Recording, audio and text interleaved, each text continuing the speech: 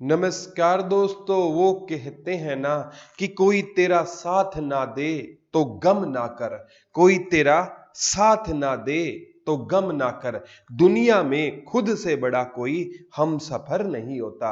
नमस्कार दोस्तों, एक बार फिर से आपका हार्दिक स्वागत है और मैं प्रदीप कुमार आपके सामने बच्चों आज हरियाणा जीके का एक बेहतरीन लेक्चर लेकर आया हूं। और मेरे को कहीं निकलना था, फिर भी बच्चों इम्पोर्टेंट वक्त था, फिर भी मैंने सोचा बच्चों के लिए क्लास मिस नहीं होनी चाहिए ऐप पे और यूट्यूब पे, तो ये क्लास लेने वाला हूँ। और बच्चों ये बुक है ना, इसके प्रति बच्चों का बहुत पॉजिटिव रिस्पॉन्स मिला है, प्यार मिला है। तो ये हरियाणा के अब बच्चों हर बुक स्टोर पर उपलब्ध हो चुकी है। अगर किसी बच्चे को बुक मिली नहीं है ना, इन तीनों नंबर पे बच्चों आप ये स्क्रीनशॉट ले लेना और आप है ना दुकानदार से ना बात करवा देना, हम उस दुकानदार तक बुक पहुंचा देंगे। आतो आत आपको बुक मिल जाएगी। ये तीनों है ना दुकानदार के पास जाकर आप हमारी बात करवा देना। तो बच्चों आज बिना कोई टाइम जाया करे हरियाणा जीके का एक इम्पोर्टेंट लेक्चर आपके लिए लेकर आया हूं, जो आगामी एग्जाम के लिए आपके लिए बहुत बेनिफिशियल होने वाला है। ठीक है, तो बच्चों ये सबसे इम्पोर्टेंट है। एक लड़की है हरियाणा की, मात्र 14 साल की लड़की है, मात्र 14 साल की लड़की, मात्र 14 साल की लड़की। ठीक है, इसने ना एक रिसाइकल, क्या होता है रिसाइकल, क्या होता है बच्चों, किसी चीज का पुनः प्रयोग, उसके लिए ना इसने जिनेवा में स्पीच दिया है। कहां पर स्पीच दिया है? जिनेवा में। रीस माई ओन बैग, मेरा अपना थैला, क्या?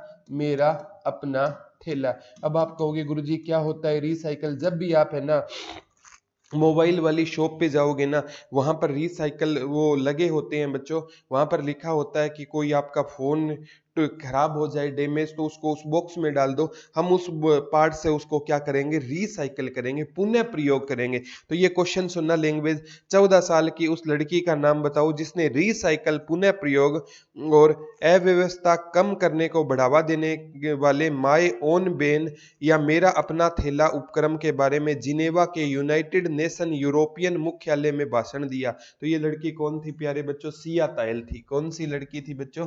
सिया तायल ने स्पीच दिया था। अब आपके लिए एक काम दे रहा हूं, आपको कमेंट करके बताना है सिया तायल का संबंध कहां से रहेगा। तो ऐसे question exam point of view से बच्चों बड़े बेहद ही जरूरी हो जाते हैं। एक क्वेश्चन आया था बच्चों, ऑस्ट्रेलिया के कौन से शहर में 10 नवंबर 2019 को हरियाणवी लोगों ने हरियाणा राष्ट्रीय दिवस बनाया? 10 नवंबर 2019 को ऑस्ट्रेलिया के कौन से शहर में 10 नवंबर 2019 को हरियाणवी लोगों द्वारा हरियाणवी लोगों द्वारा हरियाणा दिवस मनाया गया था? हरियाणा दिवस मनाया गया था। तो बच्चों ये ऑस्ट्रेलिया के कौन से शहर में बनाया गया था? सिडनी में बनाया गया था। अब आपको पता है बच्चों कि भारत में है ना कुछ एजुकेशन पॉलिसियां ही ऐसी होती है कि युवाओं को ना मतलब रुक करना होता है फॉरेन की ओर।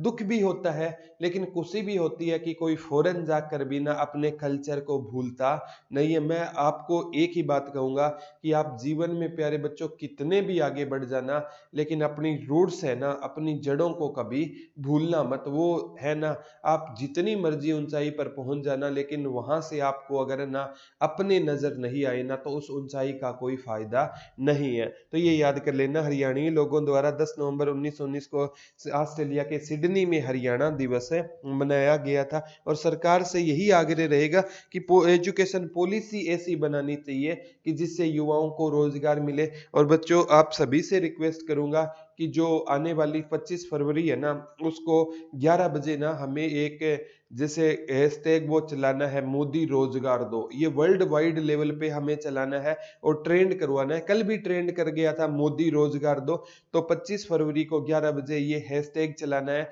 और ये हैशटैग है ना बच्चों जल्द ही ना हम हरियाणा लेवल पर भी चलाएंगे। पहले हरियाणा में नहीं, पहले इंडिया लेवल पे इसको सफल करते हैं और फिर हम खट्टर रोजगार दो के नाम से चलाएंगे। तो जो भी है ना मूवमेंट हो उसका हमें, जो अच्छा मूवमेंट हो ना उसकी हमें क्या करनी चाहिए? सपोर्ट करना चाहिए प्यारे बच्चों।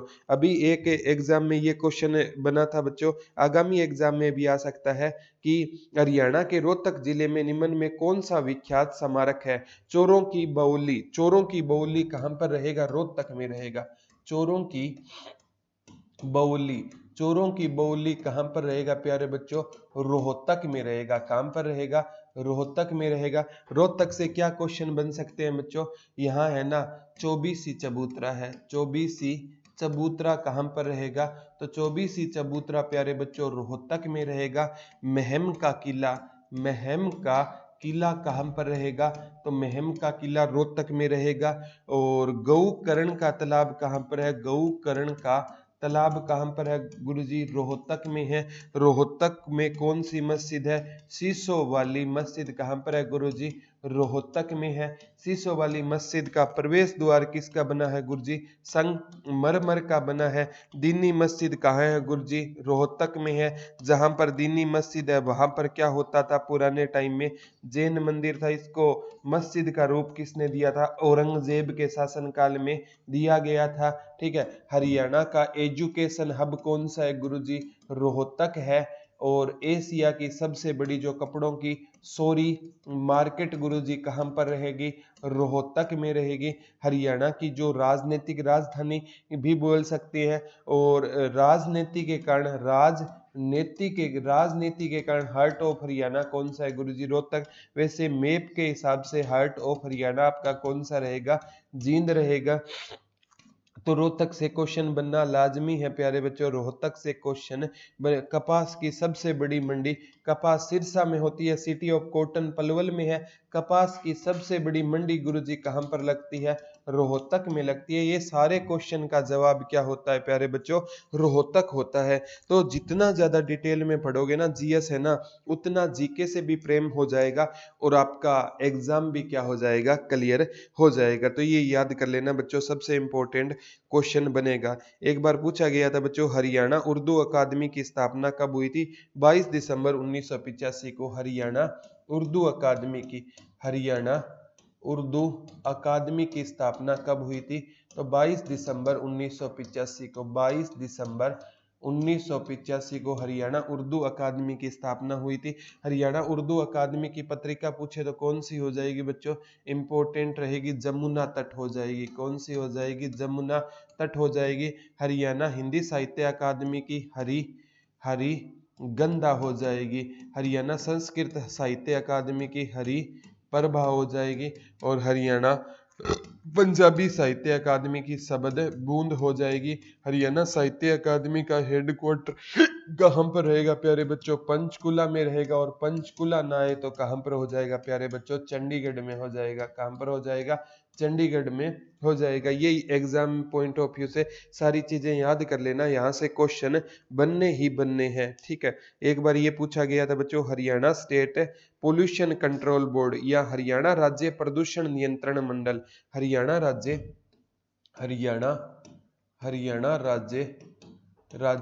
प्रदूषण नियंत्रण बोर्ड, प्रदूषण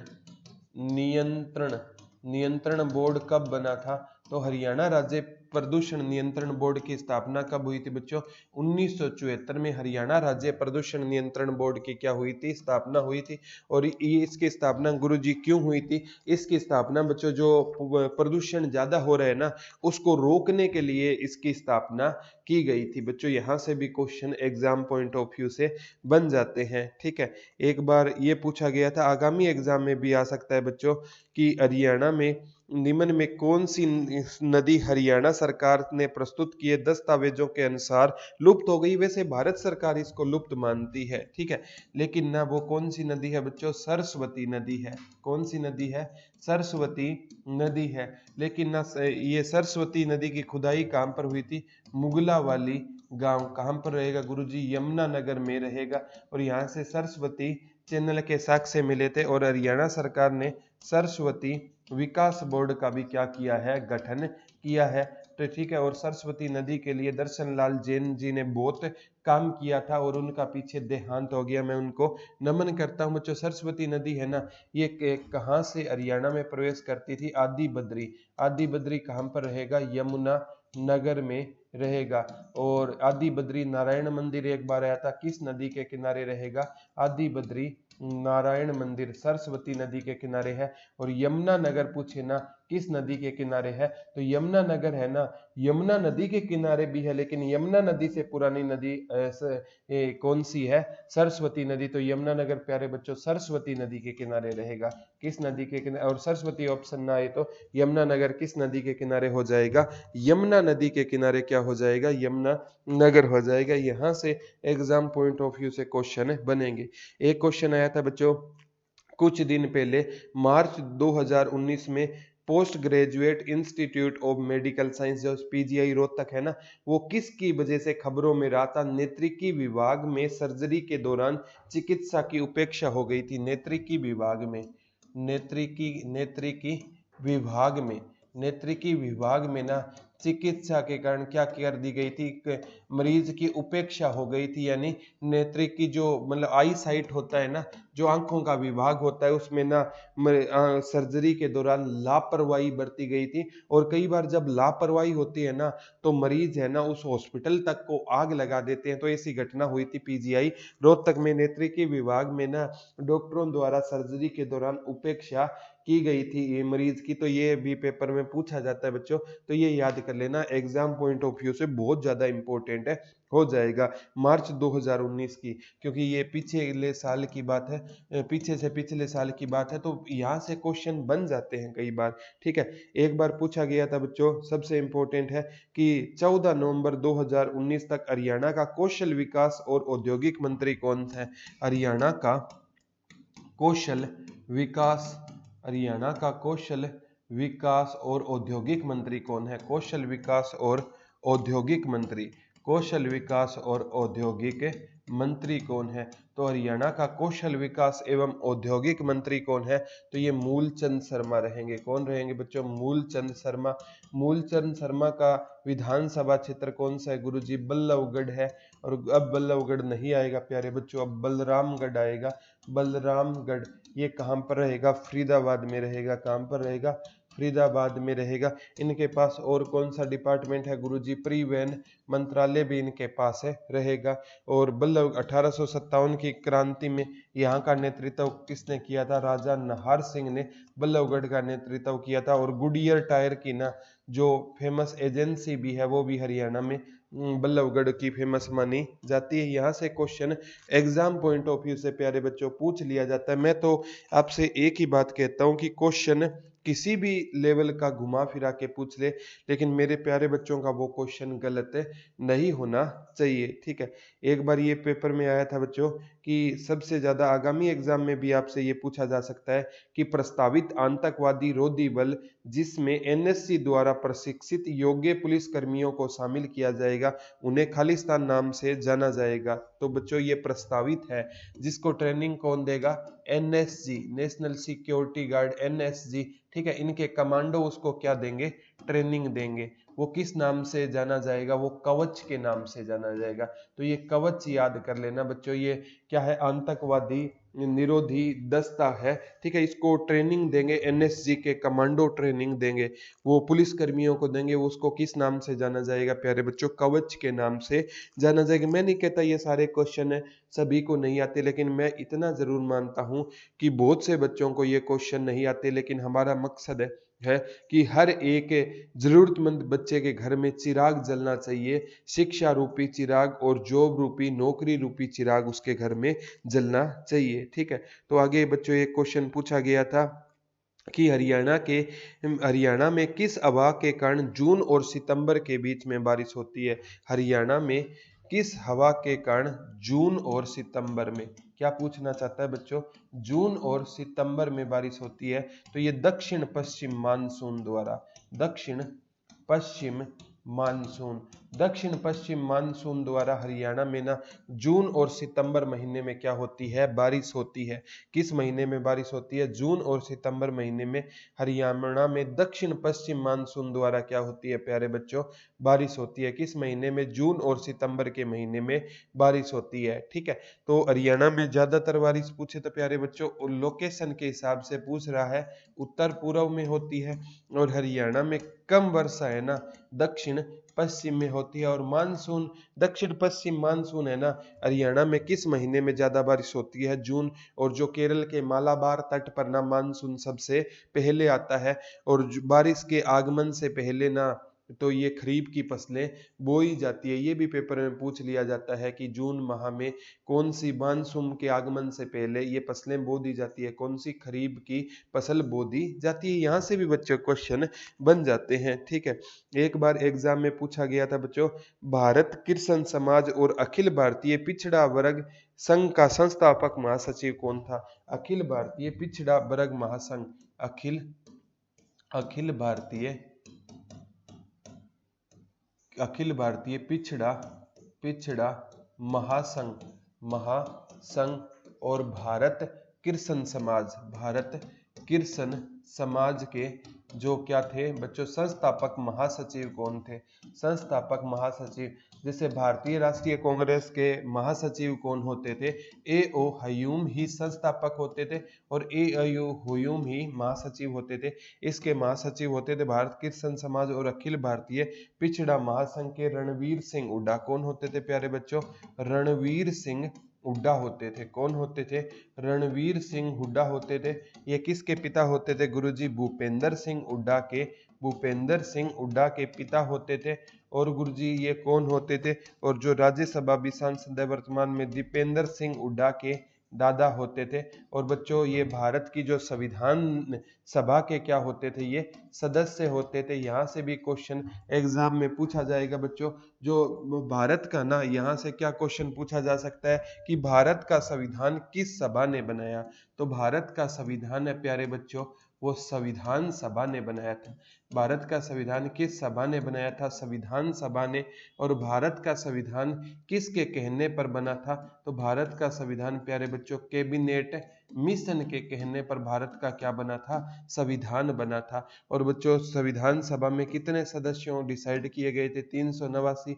और क्या कहा गया कि 10 लाख के अनुपात कितना होगा? एक सदस्य होगा। और बाद में ना बच्चों इसमें से ना क्या होता था? 296 सदस्य क्या होते थे? ब्रिटिश प्रांतों से होते थे। और 93 सदस्य किससे होते थे? देसी रियासतों से होते थे। इसमें 389 सीटों पर चुनाव होना था, लेकिन देसी रियासतों ने चुनाव करवाने से क्या कर दिया प्यारे बच्चों? इनकार कर दिया। उनको पता था, अगर, क्योंकि राजतंत्र में राजा है ना, वो चुनाव द्वारा नहीं बनता। आपको पता है जंगल की खामोशी बता देती है कि जंगल का राजा कौन है? शेर है। तो शेर को राजा बनने के लिए चुनाव की जरूरतें नहीं होती। उसी प्रकार ना पुराने टाइम में जिसकी लाठी होती थी उसी की भैंस होती थी। माइट इज राइट, ये कहावत है ना, बचपन से सुनते आ रहे हैं। और बच्चों मैं तो कहता हूं कि राजतंत्र है ना, वो तानाशाही टाइप का ही शासन होता था। वर्तमान में लोकतंत्र आ गया है, डेमोक्रेसी आ गई है।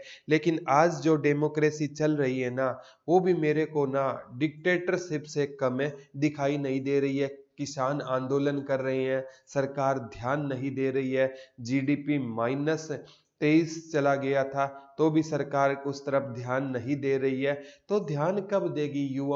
युवा सुसाइड कर रहे हैं। और सीजीएल का रिजल्ट आता है जिसके 200 में से 200 नंबर आते हैं, उसका भी सिलेक्शन नहीं हो पाता। और चाहते क्या हो? क्या चाहती है सरकार हमें? क्या 200 में से कोई इंसान 250 नंबर ले ले क्या? ऐसा तो पॉसिबल नहीं हो पाएगा ना। तो ये सारा का सारा है ना करप्शन का खेल है। और मैं किसी सरकार की बगावत या किसी की वकालत भी नहीं करता। कांग्रेस आती है या बीजेपी आती है, वही बात है, गंगाधरी शक्तिमान है, एक ही थाली के चट्टे बट्टे होते हैं। और किसान और स्टूडेंट की ना चिंता हमेशा प्यारे बच्चों विपक्ष को होती है। जो विपक्ष में होगा ना वही किसान की चिंता करेगा और वही स्टूडेंट की चिंता करेगा। और सत्ता में आने वाले हैं ना, उसके बाद ये सभी भूल जाते हैं। अब्राहम लिंकन जी ने कहा था ना, democracy is by the people. आज वाले कहते हैं बाय द पीपल, लोगों को खरीद लो। ऑफ द पीपल, जब तक जरूरत है ना जनता में ऑन रहो, फिर बल्ब की तरह ऑफ द पीपल। इलेक्शन जीतो फॉर द पीपल, इलेक्शन जीतो और जनता से दूर चले जाओ, अपना काम है बनता बाढ़ में जाए जनता। अब्राहम लिंकन की उस परिभाषा के मायने ही बदल दिए हैं। उन्होंने बाय दी पीपल कहा था, इन्होंने भी कहा बाय दी पीपल, लोगों को खरीद लो। उन्होंने कहा था फॉर दी पीपल, इन्होंने कहा है फॉर दी पीपल। इलेक्शन जीतो जनता से दूर चले जाओ, उन्होंने कहा था ऑफ दी पीपल, इन्होंने कहा जनता में जब तक ऑन रहो मतलब है, बाद में ऑफ दी पीपल। क्या डेमोक्रेसी है यार। इससे अच्छा तो तानाशाही वाला हिटलर का जो राज था, वो जर्मनी के लिए तो एटलीस्ट बुरा नहीं था ना। तो ये चीजें हैं बच्चों, एक एग्जाम में ये क्वेश्चन। बाकी इस परिभाषा से आप कितने सहमत हो कमेंट करके जरूर बताना। एक बार क्वेश्चन आया था बच्चों, हरियाणा रामायण की रचना किसने की थी? खुदा बख्श अहमद ने। हरियाणा रामायण की रचना किसने की थी? हरियाणा रामायण की रचना खुदा बख्श अहमद ने। खुदा बख्श अहमद ने। खुदा बख्श अहमद ने ना हरियाणा रामायण की क्या की थी? रचना की थी। हरियाणा रामायण की रचना किसने की थी? खुदा बख्श अहमद ने की थी। यहां से भी बच्चों question exam point of view से बन जाता है, ठीक है। तो जैसे सांग परंपरा का पिता किसे कहा जाता है? तो सांग का पिता किशन लाल भट्ट को कहा जाता है।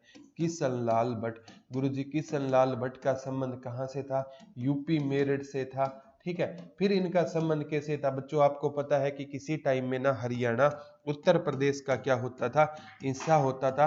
1857 की क्रांति में यूपी से शुरुआत होने के कारण ना 1858 में हरियाणा को यूपी से अलग करके किस में डाल दिया गया था? पंजाब में डाल दिया गया था। ये क्वेश्चन आगामी एग्जाम में भी बच्चों आपको एज इट इज देखने को मिल जाएंगे, ठीक है। एक बार बच्चों पूछा गया था, आगामी एग्जाम में भी आ सकता है बच्चों, कि हरियाणा के उद्योग और वाणिज्य विभाग ने खालिस्तान में एक टेक्सटाइल पार्क प्रस्तावित किया है। तो सिरसा में टेक्सटाइल पार्क बनेगा। कहां पर एक टेक्सटाइल पार्क बनेगा? सिरसा में। कौन सा पार्क बनेगा प्यारे बच्चों? Textile park. Textile park Haryana में कहां पर बनेगा प्यारे बच्चों? हरियाणा में सिरसा में। कौन सा पार्क बनने जा रहा है? टेक्सटाइल पार्क है बनने जा रहा है। जैसे स्वर्ण एवं आभूषण पार्क, स्वर्ण व आभूषण पार्क कहाँ पर रहेगा? तो स्वर्ण व आभूषण पार्क है ना, गढ़ी असरूर गुरुग्राम में रहेगा। ये भी क्वेश्चन बन जाते हैं बच्चों एक आगामी एग्जाम में भी क्वेश्चन। मैं तो कहता हूँ किसी भी एग्जाम में प्यारे बच्चों क्वेश्चन आए ना, तो मेरा मकसद है मेरे प्यारे बच्चों का वो क्वेश्चन गलत नहीं होना चाहिए, ठीक है। क्योंकि बच्चों एक एक नंबर है ना सिलेक्शन करवा सकता है, और एक नंबर सिलेक्शन रुकवा सकता है। एक नंबर की कीमत उस स्टूडेंट से पूछो जिसका सिलेक्शन रह गया। एक सेकंड की कीमत उस धावक से पूछना जो एक सेकंड के कारण है ना स्वर्ण पदक जीतने से चूक गया। वो तो सेकंड का ना एक फ्रैक्शन होता है, उसके कारण ही स्वर्ण पदक से चूक जाता है। तो बच्चों आपको तो दिनों की कीमत पहचाननी होगी। जब तक है ना आप है ना मेहनत नहीं करोगे ना, बिना किए जय जयकार नहीं होती। मेहनत आपको करनी है। कंटेंट हम कोशिश करेंगे आपको बेस्ट से बेस्ट देने की, लेकिन मैं तो आपको कहूंगा मेहनत आप करोगे ना तो हमारी मेहनत का फायदा है, अदरवाइज कोई हमारी मेहनत का फायदा नहीं है, ठीक है। एक बार पूछा गया था बच्चों, आगामी एग्जाम में भी आपसे क्वेश्चन पूछ लिया जाएगा, ठीक है। ये आया था कि निम्नलिखित में कौन हरियाणा के यमुना यमुना जिले में स्थित अरबल प्राकृतिक पार्क है? तो चौधरी देवीलाल रुद्राक्ष वाटिका। चौधरी देवीलाल रुद्राक्ष वाटिका। रुद्राक्ष वाटिका कहाँ पर रहेगी? यमुनानगर में रहेगी। कहाँ पर रहेगी प्यारे बच्चों? यमुनानगर में चौधरी देवीलाल रुद्राक्ष वाटिका रहेगी। और अगर आए ना चौधरी देवीलाल से संबंधित खेल स्टेडियम कहाँ पर है? तो प्यारे बच्चों ये पंचकुला में है। पंचकुला ऑप्शन ना आए तो ये गुरुग्राम में हो जाएगा। कहाँ पर हो जाएगा? गुरुग्राम में हो जाएगा। CDLU इनसे संबंधित चौधरी देवीलाल यूनिवर्सिटी या CDLU यूनिवर्सिटी कहाँ पर रहेगी? चौधरी देवीलाल यूनिवर्सिटी।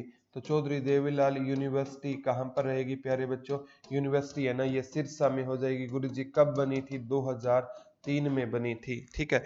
और ऐसा कौन सा हरियाणा का स्वतंत्रता सेनानी था, ये पेपर में आ गया, जो CM बना था? कौन था बच्चों? चौधरी देवीलाल थे।